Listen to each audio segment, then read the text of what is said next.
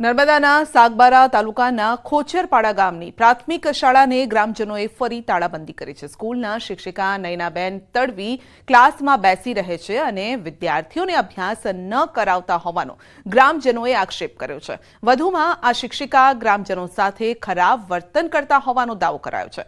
શાળાને તાળાબંધી કરાતા 74 બાળકો અભ્યાસથી વંચિત બન્યા છે। જો કે ગ્રામજનોએ શિક્ષિકાની બદલી ન થાય ત્યાં સુધી શાળા બંધ રખાશે તેવું જણાવ્યું છે। સ્થાનિકોએ અગાઉ 2 સપ્ટેમ્બરે પણ સ્કૂલની તાળાબંધી કરી હતી। જે નયનાબેન ખોચરપાડા પ્રાથમિક શાળામાં ફરજ બજાવે છે એમનું જે બિહેવિયર છે તે અમારા ગામને ખરાબ લાગ્યું। અમારા બાળકોના શિક્ષણ પર અસર પડી। આજ બાળકો એમના ક્લાસમાં બેસવા માંગતા નથી અને ક્લાસ ખાલી હોય છે। આ 3 મહિનાથી પ્રશાસન કેમ નથી જોતો એ વસ્તુને કે 3 મહિનાથી એ બેન બેસીને પગાર લે છે। અમારા ગામનો આ પ્રશ્ન લગભગ 5મી સપ્ટેમ્બરથી ઊભો થયો છે। ત્યારથી અમે પ્રશાસનને રજૂઆત કરી છે, તેમ છતાં કોઈ જ નિરાકરણ આવતું નથી। એટલે હવે અમે બધા ગામ લોકો સાથે મળીને એવો નિર્ણય કર્યો છે કે આ નયનાબેન જે વસાવાની બદલી જ્યાં સુધી કરી ના આપે ત્યાં સુધી અમારી સ્કૂલને તાળાબંધી રહેશે। મોરબીના ટંકારામાં જુગારધામમાં તોડકાંડ મામલામાં પોલીસ કર્મીઓ સામે નોંધાયો છે ગુનો। તત્કાલીન PI YK Gohil, head constable Mahipatsinh Solanki વિરુદ્ધ એસએમસીએ પોલીસ મથકમાં ગુનો નોંધાવ્યો છે। તો મહત્વનું છે કે ટંકારામાં કમ્ફર્ટ રિસોર્ટમાં હાઈ પ્રોફાઇલ જુગારધામ ઝડપાયું હતું અને જેમાં પીઆઈ અને હેડ કોન્સ્ટેબલે 51 લાખ રૂપિયાનો તોડ કર્યાનો ગુનો એસીબીમાં નોંધાયો અને ત્યારે હવે બંને ભ્રષ્ટાચારી પોલીસ કર્મચારીઓ પર ગાળિયો કસાયો છે। સમગ્ર મામલાની તપાસ લીંબડી ડીવાયએસપી વિશાલ રબારીને સોંપાઈ છે।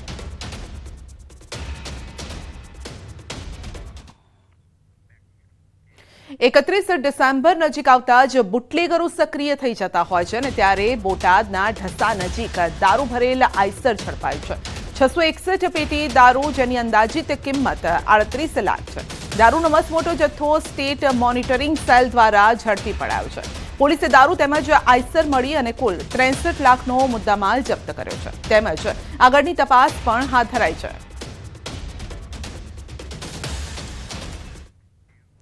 તો 31 ડિસેમ્બર નજીક આવતા બુટલેગરો સક્રિય થઈ જાય છે અને અન્ય રાજ્યોમાંથી ગુજરાતમાં દારૂ ઘુસાડવા અવનવા કિમિયા અપનાવતા હોય છે, પરંતુ પોલીસ તેમના દરેક ઇરાદા નાકામ કરી દે છે। બુટલેગરોને શકંજામાં લેવા માટે પોલીસ પણ સતર્ક છે। 10 ડિગ્રી વચ્ચે કડકડતી ઠંડીમાં પણ પોલીસ રાજસ્થાનથી ગુજરાત તરફ આવતા વાહનોનું સઘન ચેકિંગ કરી રહી છે।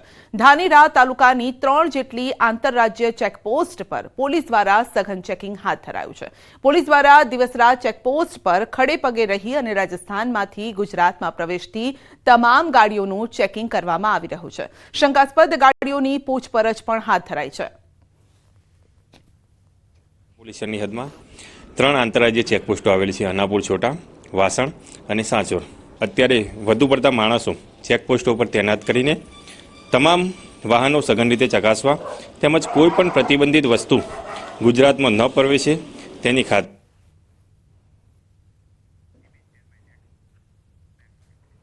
વડોદરામાં તોફાની તત્વોએ તરખાટ મચાવતા કારના કાચ તોડ્યા છે। મારુતિધામ સોસાયટીમાં મોડી રાત્રે બાઇક પર આવેલા 2 અજાણ્યા શખ્સોએ ઘર પાસે પાર્ક કરેલ કારના કાચ તોડી અને તેઓ ફરાર થઈ ગયા। જો કે આ સમગ્ર ઘટના સીસીટીવીમાં કેદ થઈ છે। કારના માલિક જિગ્નેશ પટેલે બાપોદ પોલીસ મથકમાં ફરિયાદ નોંધાવી છે। પોલીસ સીસીટીવીના આધારે હવે તપાસ પણ કરી રહી છે કે આ શખ્સો કોણ હતા। પંચમહાલના કાલોલના વેજલપુરમાં તસ્કરો બાઇક ચોરીને ફરાર થઈ ગયા। જી હા, કાલોલના વેજલપુરની જૈન સોસાયટીમાં લોકો રાત્રે મીઠી જ્યારે નીંદર માણી રહ્યા હતા અને ત્યારે જ તસ્કર ટોળકીએ મોકાનો લાભ લીધો અને સોસાયટીમાંથી 2 બાઇકની ઉઠાંતરી કરી। સોસાયટીમાં ઘર આંગણે લોક કરીને પાર્ક કરેલી બાઇકની ચોરી કરી અને 6 જેટલા શખ્સ ગાયબ થઈ ગયા છે। જો કે બાઇક ચોરીની સમગ્ર ઘટના સીસીટીવીમાં કેદ થઈ છે। વેજલપુર પોલીસે બાઇક ચોરી અંગે તપાસ હાથ ધરી છે। તો તસ્કરો આવે છે, બાઇક ચોરી કરી અને ત્યાંથી ફરાર થઈ જાય છે। ઘર આંગણે જ લોક કરેલી હતી આ બાઇક અને ત્યાંથી જ 6 જેટલા શખ્સ ત્યાં આવે છે અને બાઇક ચોરી અને જતા જોવા મળી રહ્યા છે. સીસીટીવીના આધારે હવે તપાસ હાથ ધરાઈ છે. સુરતના પાંડેસરાથી 2 ચેઇન સ્નેચર ઝડપાયા છે. સુરત ક્રાઇમ બ્રાન્ચે પાંડેસરાના વડોદ ગામેથી ચેઇન સ્નેચરની ધરપકડ કરી છે.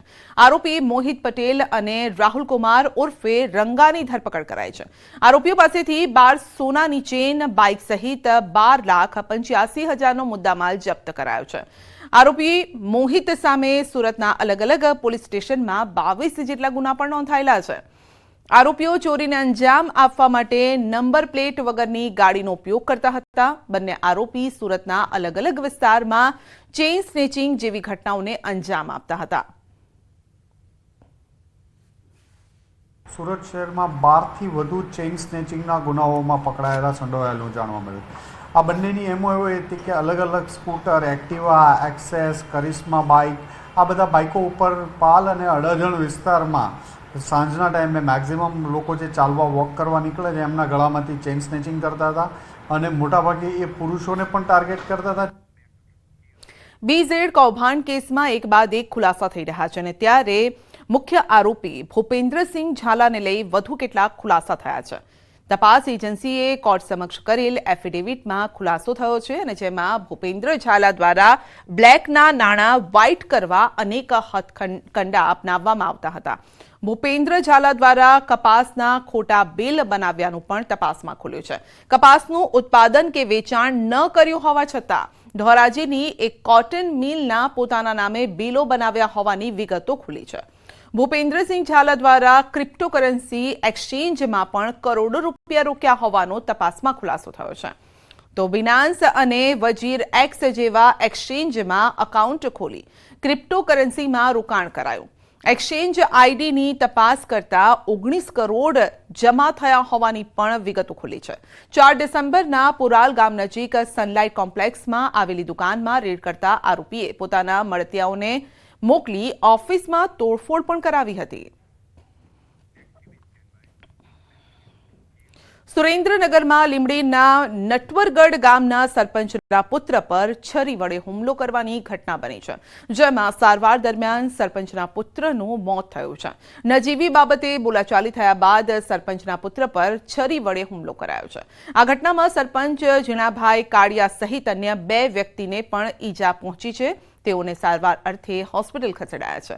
આ હુમલો કરનાર સરપંચના પિતરાઈ ભાઈ જ હોવાનું જાણવા મળ્યું છે.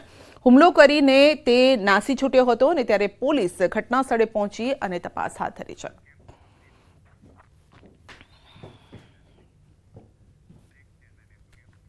બુલેટિનમાં આગળ વધીશું નાનકડા બ્રેક બાદ.